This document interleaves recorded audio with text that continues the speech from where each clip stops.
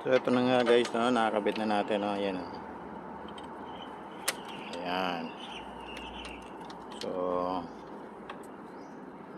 hirap magawa ka.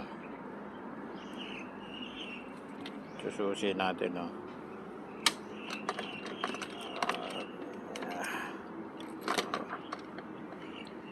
Check natin, yan. So ayan, nakasusi na natin kung may talaga bang. So kakabit natin itong isang tester natin.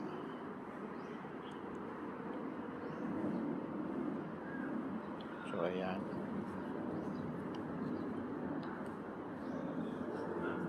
yan, nakakabit na isa.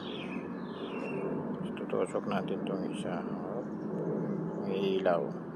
Ayun, success. Yan, success yung natin, connection, no?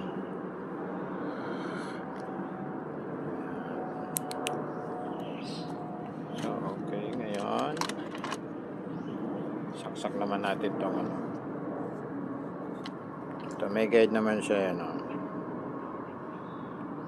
positive, negative. So ito, wire na ginawa ko, pang speaker lang to. Yan, meron siya yung black tsaka yung plain lang na color.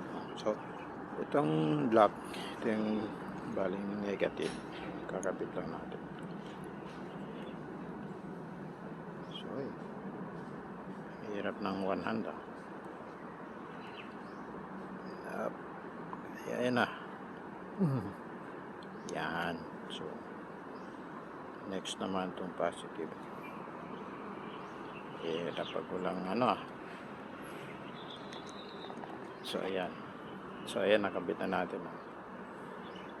Paano kaya natin matitesting to? Ayun. Ang galing, may ilaw pala siya guys. Yan.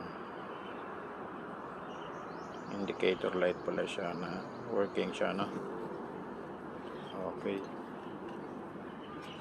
Okay pala siya. So patay natin yung susi. Teka, yung safety man siya guys. So ayan, yan po, papatay natin ang susi. Ayun. Okay, good. Pa natin. Ayun. So ayan,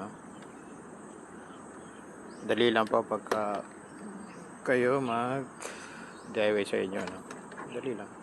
So ganito, bili lang kayo na ganito para easy lang talaga mag-install. Advantage.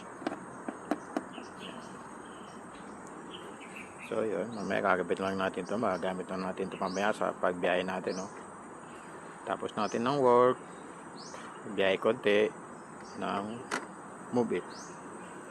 Yan, move it, baka naman bigyan mo ko ng pasero mamaya, marami. Okay, yan na lang guys, videoan ko ulit pag natapos na tayo, at nakikabit natin lahat, Okay, thank you.